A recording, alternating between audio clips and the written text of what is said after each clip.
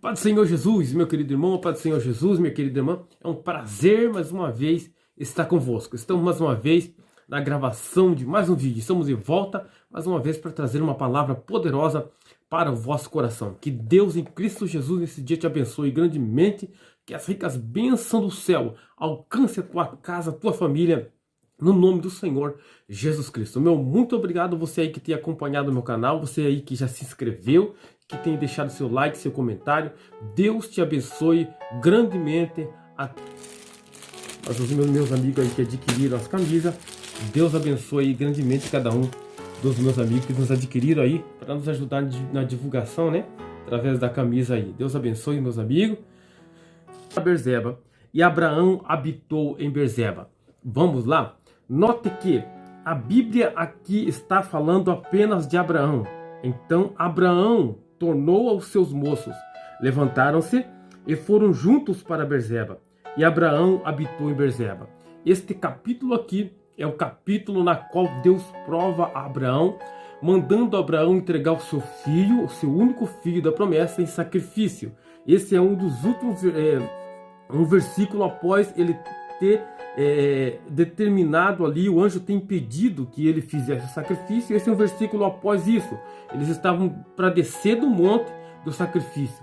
Note que a Bíblia aqui fala, então Abraão, mas onde está Isaac? Note que em todos os outros versículos você vai ver o versículo de número 3, depois você acompanha aí, eu não vou ler para nós não tomarmos muito tempo, não ficar extenso o vídeo. Note que no versículo 3, Abraão vai dizer que a Bíblia vai dizer que Abraão se levantou pela manhã de madrugada e consigo pegou Isaac, seu filho. No versículo 6 também, tomou a lenha, o holocausto, pôs sobre Isaac, seu filho. No versículo 8, disse Abraão, Deus proverá para si o cordeiro para o holocausto, e assim caminharam juntos. No versículo de número 12, então disse, não estenda a tua mão sobre o moço, e não lhe faças nada, porquanto agora sei que temes a Deus e não me negaste o teu filho, o teu único filho. Note que em todos esses versículos a Bíblia se refere a Abraão e Isaac está junto com Abraão. Mas parece que aqui no versículo que nós fizemos a leitura, parece que Isaac já não está junto com Abraão. A Bíblia vai dizer, então Abraão tomou seus moços, levantou e foram-se juntos, e Abraão habitou em Berzeba. Então se Isaac não está junto com Abraão, onde fora Isaac? Para onde foi Isaac depois do sacrifício? Este é o tema. Para onde foi Isaac depois do sacrifício? Então você não vai ver Isaac no capítulo 23 do livro de Gênesis, fala sobre a morte de Sara. Abraão chorando a morte de Sara, procurando um lugar para enterrar Sara, o corpo de Sara, acha um lugar, compra de uns homens um lugar para enterrar Sara, sua mulher. No capítulo 24, você vai ver que Abraão manda o seu servo buscar uma mulher para o seu filho Isaac. E só no final do capítulo 24, depois do versículo de número 62, é que a Bíblia vai falar em Isaac. Então Isaac some, Isaac desaparece. Depois que ele desce do monte, não se ouve falar nele, no capítulo 23. E só no final do capítulo 24 é que se ouve falar em Isaac. Aqui houve aproximadamente um período de 12 a 15 anos entre o capítulo 22, 23 e o final do 24. Segundo o tempo aqui, a idade que Isaac tinha, segundo alguns estudiosos, leva mais ou menos 12 a 15 anos. E só depois que Isaac vai aparecer. Isaac aparece, a Bíblia vai dizer no capítulo 24, versículo 62, Isaac aparece, a Bíblia vai dizer que Isaac aparece vindo do caminho do poço de Lairoi, porque habitava na terra do sul.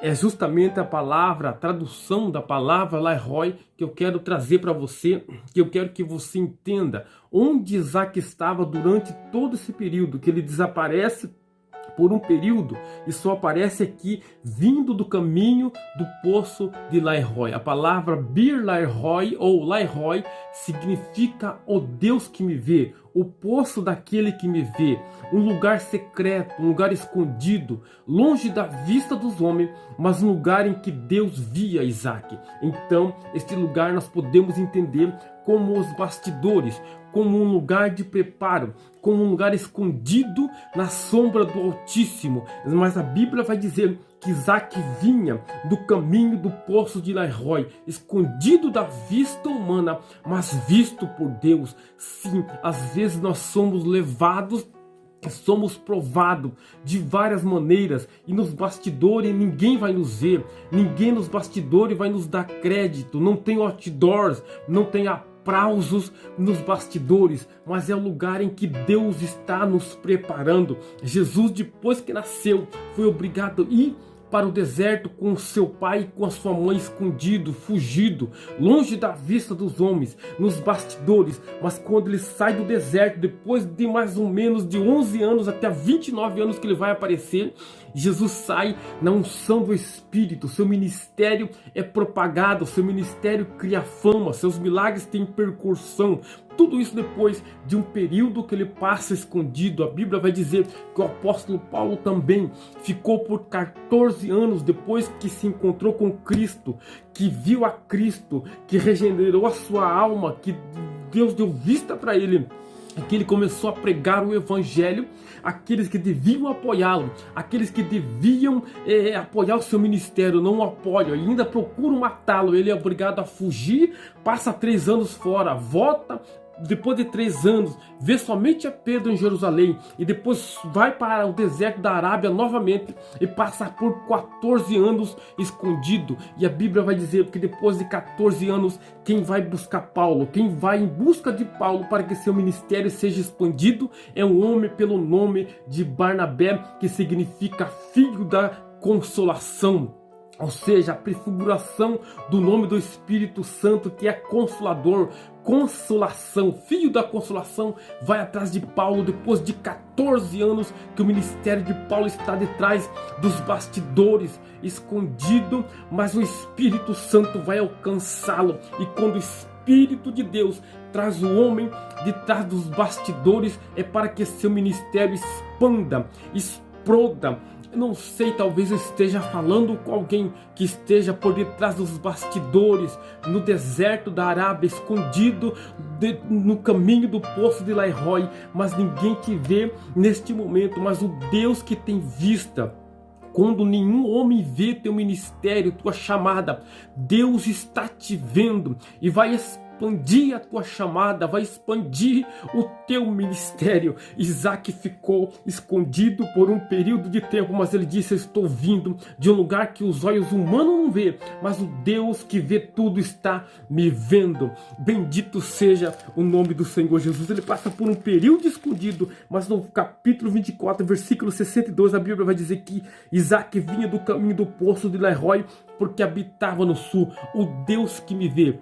Então Deus está te vendo. Se ninguém vê teu ministério, ninguém vê tua chamada, talvez tua chamada esteja por um período escondido, debaixo da sombra do Altíssimo, mas não se preocupe, Deus vai te chamar de trás dos bastidores para estender o teu ministério, a tua chamada no louvor, a tua chamada na pregação da palavra. Então creia que você vai pisar em lugares que você nunca pisou, que Deus vai expandir a tua chamada e o teu ministério. Ninguém te vê, mas Deus está te vendo e Ele vai te chamar para uma grande obra. Bendito seja o nome do Senhor Jesus. Meu querido irmão, vamos orar?